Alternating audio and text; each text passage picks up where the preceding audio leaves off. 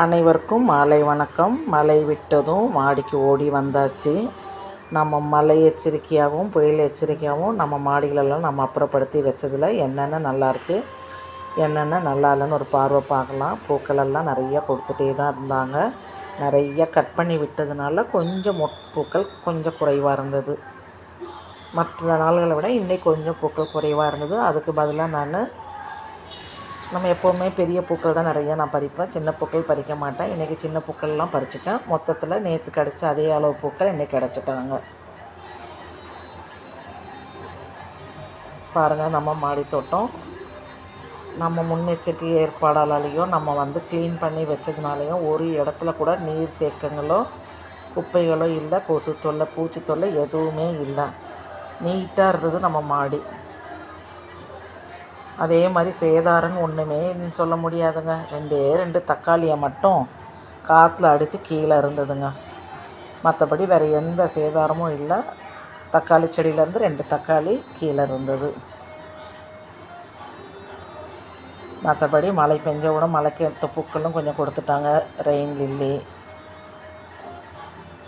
இன்றைக்கி இட்லி பூவெல்லாம் பறிச்சிட்டாங்க. கொஞ்சம் நிறைய பறிக்கல, ஒரே ஒரு பூவை பறித்து அதை மாலையாக தொடுத்துட்டேன். நம்ம கொஞ்சம் பூக்கள் குறைவாக இருந்ததுனால இவங்களை இன்றைக்கி பறிச்சிட்டேன் நான். ஆனால் ஒரு பேக் வந்துட்டாங்க.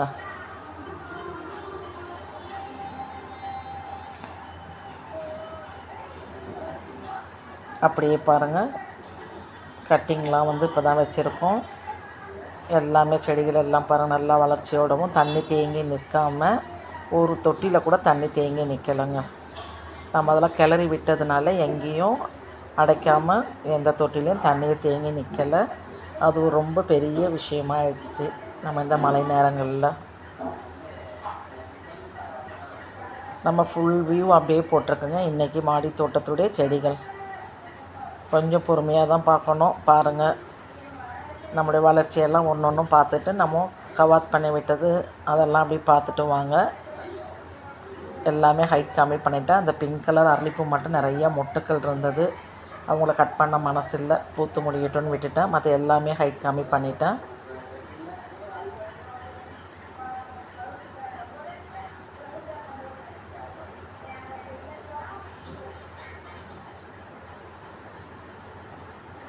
இந்த தக்காளி செடி தாங்க 2 தக்காளி கீழே இருந்தது.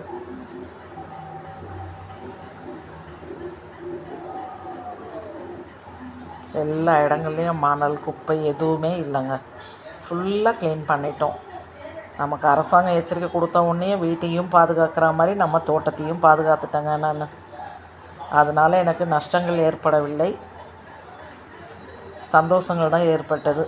நிறைய செடிகள்லாம் பசுமைத்தன்மையோட இப்போ விட்ட உடனே சீக்கிரம் வளர்ச்சிகள் அதிகமாகிடும். எப்போவுமே மழை பெஞ்சு விட்ட உடனே அதனுடைய வளர்ச்சி தனி வளர்ச்சியாக தான் இருக்கும். நெல்லிக்கனியெல்லாம் நல்லா வளர்ந்துட்டாங்க.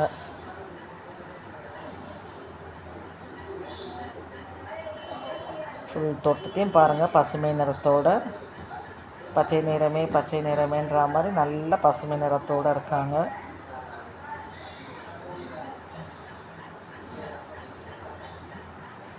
நம்ம ரோஸெல்லாம் ரொம்ப நல்லா இருந்தாங்க. எல்லாமே நல்ல பூக்கள் கொடுத்துட்டு நல்லா இருந்தாங்க. கத்திரிக்காயில் நிறைய பிஞ்சுகள் விட்டுருக்கு. கத்திரிக்காய் செடியெல்லாம் எதுவுமே நமக்கு நஷ்டங்கள் ஏற்படுத்தலைங்க. எல்லாமே அப்படி அப்படியே இருக்காங்க. கொஞ்சம் பசுமைத்தன்மை மட்டும் அதிகமாக இருக்காங்க.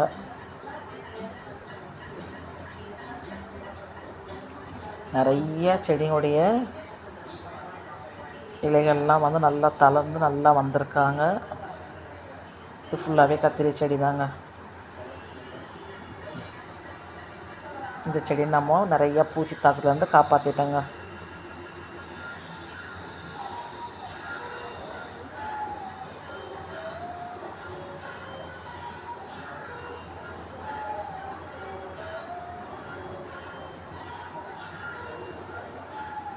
எப்படிங்க இருக்காங்க? நான் சொன்ன மாதிரி இருக்காங்களா இல்லை வேறு மாதிரி இருக்காங்களாங்க? பாருங்கள், மருதாணியெல்லாம் நல்லா வந்திருக்காங்க. அடுத்து மருதாணியெல்லாம் பறித்து வைக்கணுங்க மழை விட்ட உடனே. கல்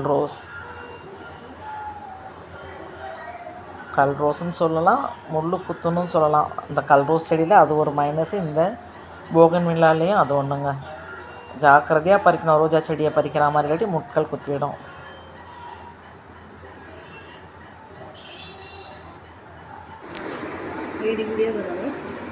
தேங்க்யூ ஆல், சப்போர்ட் பண்ணுங்கள். பொறுமையாக என்னோடய வீடியோஸ் பார்க்குற எல்லாருக்கும் நன்றி. சப்ஸ்கிரைப் பண்ணுற எல்லாருக்கும் நன்றி. இந்த மழையிலேயே இந்த வீடியோவுக்கு ஆதரவு கொடுக்குறீங்க, ரொம்ப சந்தோஷம். Thank you all, thank you.